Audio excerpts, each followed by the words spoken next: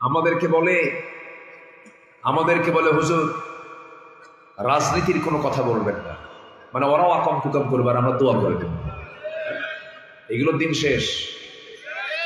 আমরা এখন ঘুরে দাঁড়ানো শিখেছি, ফাঁসির মঞ্চে যাওয়া শিখেছি। আমরা ভয় পাই না, যা ভয় ছিল একটু সব দূর হয়ে গেছে।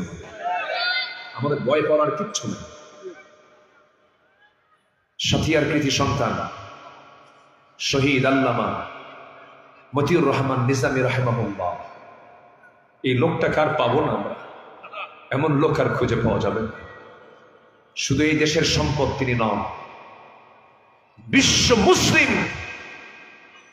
মুসলিম উম্মার তিনি সম্পদ ছিলেন।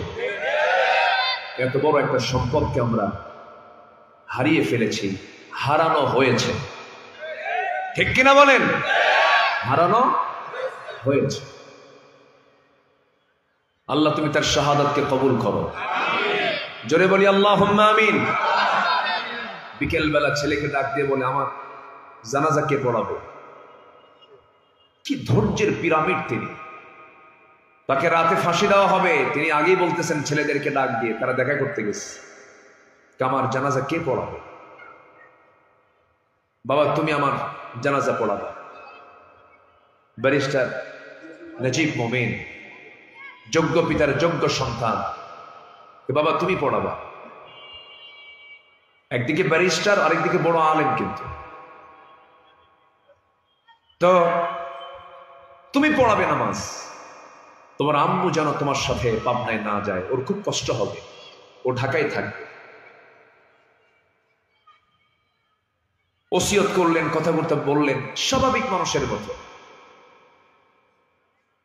সম্মানিত ভাইয়েরা, সম্মানিত বন্ধুগণ, একটা জান্নাতি মানুষের যতগুলো গুণ থাকা দরকার, এই সমস্ত লোকদের ভিতরে সেই গুণগুলো আল্লাহ পাক দিয়েছিলেন।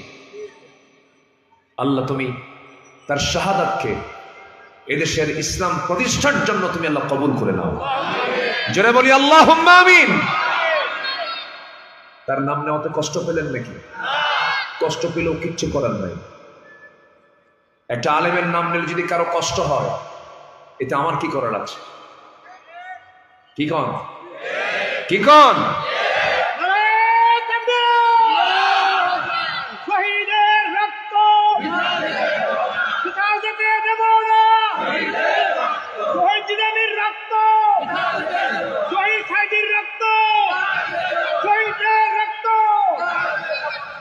আল্লাহ কবুল করুন। জোরে বলি আমিন। সম্মানিত ভাইরা, রমজান মাস হচ্ছে বিজয়ের মাস। বলি আলহামদুলিল্লাহ। আমার দেশে বিজয়ের মাস কোনটা বলেন? ঠিক আছে, আগস্ট ঠিকই আছে। হ্যাঁ, ডিসেম্বরকে, তাই না? ডিসেম্বরকে বলা হয়। ঠিক আছে, আমরা যার অবদান, যার ত্যাগ অবশ্যই আমরা স্বীকার করব না কেন? এই ভাষার জন্য যারা জীবন দিয়েছেন, দেশের জন্য যারা একাত্র রক্ত দিয়েছেন, অবশ্যই যারা যে অবদান রেখেছেন তাদের অবদানকে অস্বীকার করার কোনো কারণ অবশ্যই স্বীকার করব। কিন্তু এই মাস, রমজান মাস যে বিজয়ের মাস, এটা অনেকে জানেই না। এটা লালন করা দরকার। মাত্র 16টা রোজা রেখেছেন। কয়টা সাহাবীরা কয়টা রোজা রাখছেন? প্রথমবার রোজা ফরজ হয়েছে দ্বিতীয় হিজরিতে। আমার নবীজি সাহাবায়ে কেরামকে বললেন, সাহাবীরা 16টা রোজা তো আমরা রাখলাম, তোমরা কি জানো মক্কার কুরাইশরা লোহিত সাগরের পাশ দিয়ে, রেড সির পাশ দিয়ে হেঁটে হেঁটে, ঘোড়ায় চড়ে, উটের পিঠে চড়ে চড়ে তারা বদর প্রান্তর পর্যন্ত চলে আসছে। 1000 সৈন্যের সমারোহ ঘটিয়ে আমাদের কি অস্তিত্বহীন করার জন্য, নির্মূল করে দেওয়ার জন্য, নবুয়তের সমস্ত দায়িত্বকে চিরতরে নিঃশেষ করে দেওয়ার জন্য, দিনকে নিভিয়ে দেওয়ার জন্য তারা আসতেছে, বদর প্রান্তর পর্যন্ত চলে আসছে। তোমরা কি পারবে ওই বাতিলকে মোকাবেলা করার জন্য আমার সঙ্গে জিহাদে যাবার জন্য সিদ্ধান্ত নিতে পারবে নাকি? কোন মাস বলেন? কোন মাস? কোন মাস?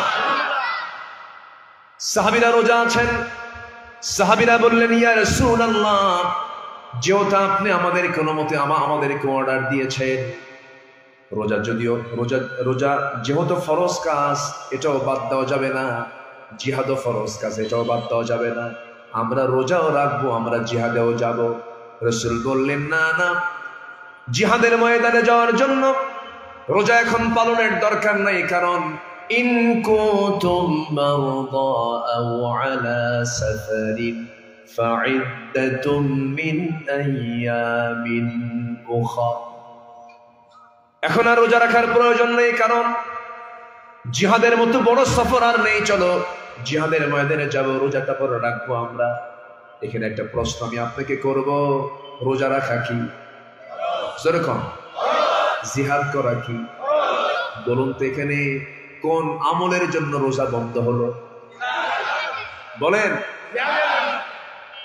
একটা ফরজকে প্রতিষ্ঠার জন্য আর একটা ফরজকে সাময়িকের জন্য বন্ধ করে দেওয়া হলো। জিহাদের গুরুত্ব নাই তো? জিহাদের গুরুত্ব মুনাফিকদের কাছে নাই। যত রক্ত লাগে দেব, প্রয়োজনে লোক পাঠাবো, আমি যাব না। এই ধান্দাবাজ যারা, তাদের কাছে জিহাদের গুরুত্ব নেই। আমাদের সন্তানরা জুলাই আগস্ট দেখিয়ে দিয়েছে, খুব ধন্যবাদ। আমি যে কি খুশি হয়েছে ওদের উপরে। আমরা পারিনি, আমরা ব্যর্থ, বাপেরা ব্যর্থ, পুলিশ ব্যর্থ, পুলিশের সন্তানরা বিজয়ী। ঠিক আছে না? অনেক পুলিশের সন্তান মারা যায় না, পুলিশ ব্যর্থ, পুলিশের সন্তানরা বিজয়ী। আল্লাহ রাব্বুল আলামিন নিচে বিজয় দিয়েছেন, ইল্লা তানফিরু يعذبكم عذابا أليما ويستبدل قوما غيركم ولا تضروه شيئا। তোমরা যদি পালাতে, এমন একটা জাতি চেপে বসতো, তোমরা তাদের কোনো ক্ষতি করতে পারতে না, শেষ হয়ে যেতে। ধরুন জুলাই আগস্টের বিজয়টা যদি না আসতো, আজকে এই জায়গায় মাহফিল হতো নাকি? আর যত মামলা ছিল তার চেয়ে মামলার পরিমাণ কমতো না বাড়তো? বেড়ে যেত। এই যে যুবকদের সিনা থেকে ভয় দূর করে দিয়েছেন, কেউ না, তিনি আমার কে। ভয় নাই তাদের, ভয় ছিল না, মরে যাবে। যে জাতি মরতে জানে, যে জাতি মরার সিদ্ধান্ত নেয়, সেই জাতির বিজয়কে আটকাতে পারে না। এটাই হয়েছে। সম্মানিত ভাইয়েরা, সাহাবীরা যুদ্ধে গেছেন বেঁচে থাকার জন্য না শহীদ হওয়ার জন্য? বলেন বলেন। শহীদের জন্য গেছেন। অল্প সংখ্যক সাহাবী অধিক সংখ্যক শত্রুর উপরে বিজয় হয়েছে, শুধুমাত্র কারণ হলো কোন সাহাবীর চিন্তা ছিল না যে যুদ্ধের ময়দান থেকে ফিরে আসবে। সব সাহাবীর চিন্তা ছিল একটাই, যে যুদ্ধে যাচ্ছি, ফেরতের চিন্তা নাই, শহীদ হয়ে যাবে। আল্লাহু আকবার বলে। কি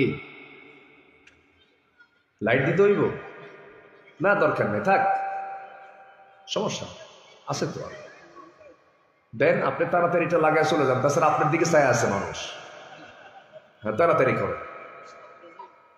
সম্মানিত ভাইয়েরা, আমি জোহরের পরে এখানে বয়ান করার কথা, পর্যাপ্ত সময় নিয়ে আমি কথা বলতে পারতাম, কিন্তু আজকে ফাগুনের চড়া রোদ ছিল না, একটু রোদের একটু কড়া কড়া ভাব ছিল।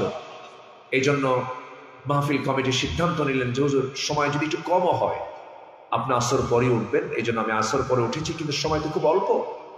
তবে যতটুকু আমি কথা বলতেছি, আমরা যদি আমল করি এটাই আনাফ। আল্লাহ কবুল করুন, জোরে বলি আমিন।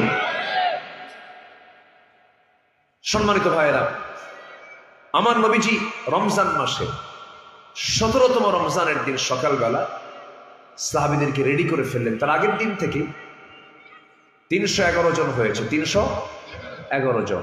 হঠাৎ করে আফরা, মদিনার এক যুবক, তার ছোট্ট দুইটা ছেলে, 11 আর 13 বছরের ছোট্ট দুইটা বাচ্চা এসে নবীর সামনে দাঁড়ায় বলে, হুজুর শুনলাম যুদ্ধের নাকি ডাক এসেছে, আমাদেরকে কি অনুমতি দেওয়া যায়?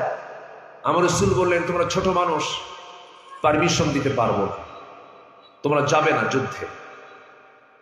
বড়জন বলে, হুজুর কেন? আমরা ছোট, তোমরা ছোট। হুজুর আমি তো বড় আছি, ও তো ছোট, আপনি অন্তত আমাকে দেন। ছোটজন বলে, ইয়া রাসূলুল্লাহ, ও যদি পারমিশন পায় আমিও পাবো। কেন? ও লম্বায় শুধু বড়, কিন্তু শক্তি আমার গায়ে বেশি। সুবহানাল্লাহ বলবেন না? এগুলো সব কোন মাসের ঘটনা বলেন? কোন মাসের ঘটনা?